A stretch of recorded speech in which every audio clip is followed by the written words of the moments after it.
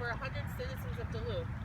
At that meeting, Carl Crawford, the Duluth Human Rights Officer, said, "This violence needs to stop. We don't know where to be safe. Our officers don't know where to be safe. Our young men of color don't know where to be safe. And women don't know where to be safe." We're gathered here today as peoples of all genders who demand safety in our lives.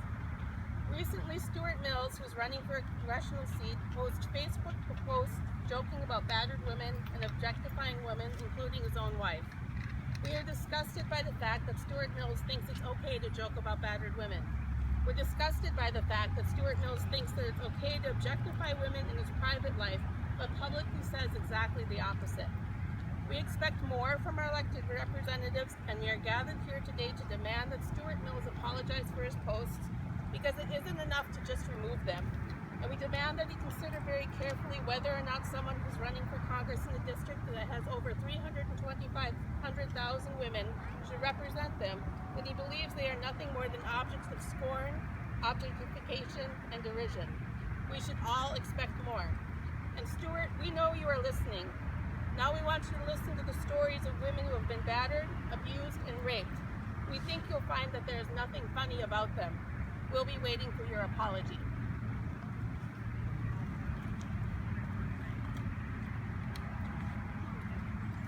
Okay, hi. I'm Lori Stavnus.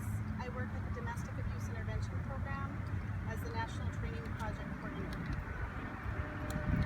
As a person who has experienced sexually coercive and abusive acts, as well as a life and mind dominated by her former partner, I feel compelled to share with Stewart and our community impact on women when real women's issues are treated with disregard.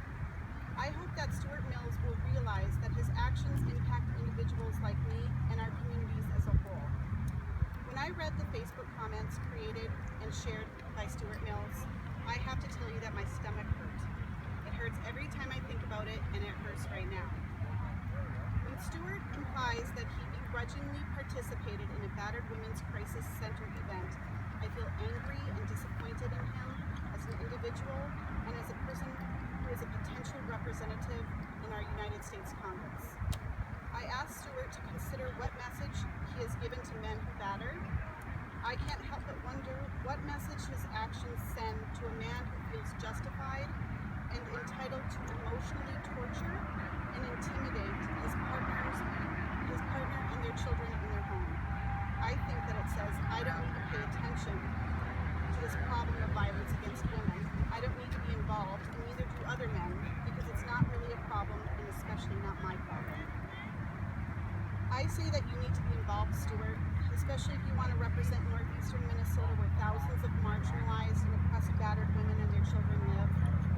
I hope that in the future you can be involved in taking a stand against violence perpetrated on women from a place of authenticity and genuine investment in safety for women, regardless of your political aims.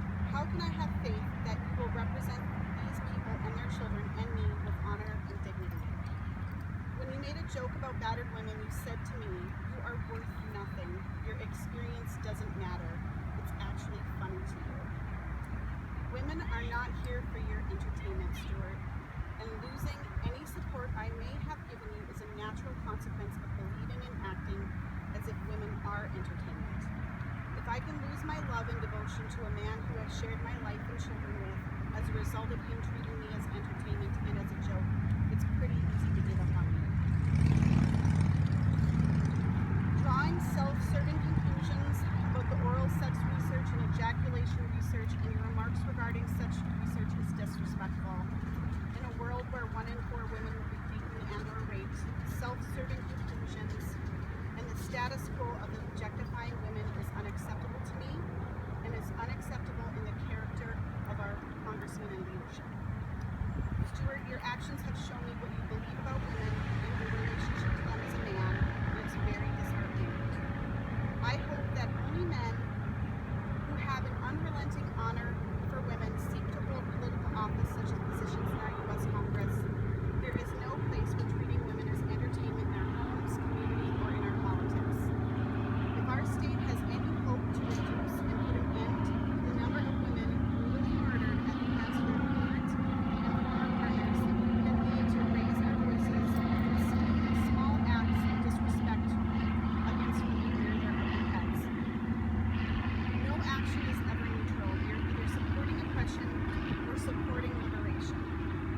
ask that Stewart Mills would recognize this and do better in his private and personal life.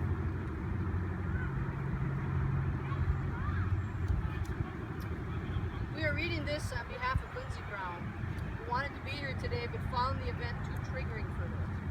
We wish her the best and are proud to read her words. My name is Lindsey Brown, and I am a member of the Minnesota 7th Senate District DFL Executive Board. I'm also a proud Duluthian. I'm a cultural trend forecaster and a strategist. I'm a trained dancer, singer, actor, and I am also a survivor of rape. What I'd like to talk to you today about is respect. Australia's Prime Minister Malcolm Turnbull recently said, "Not all disrespect of women leads to violence against women, but all violence against women begins with disrespecting women." I've reflected on Turnbull's insightful statement, and I've come to realize he is absolutely right. All forms of abuse and violence against women are rooted in a lack of full respect for women as human beings. Abuse is not always physical, but it is always damaging. Abuse can be demeaning comments, street harassment, or emotional manipulation.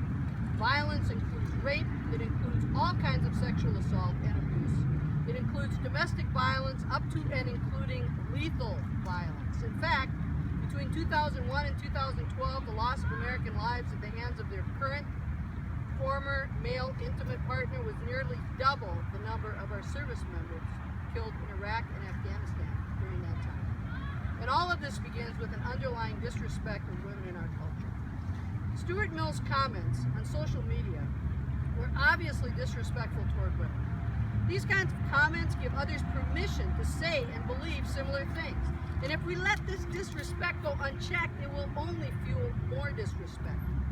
As a rape survivor, I know all too well that this culture of disrespect thrives not on its own, but at the direct expense of women's safety, well-being, and even our human dignity.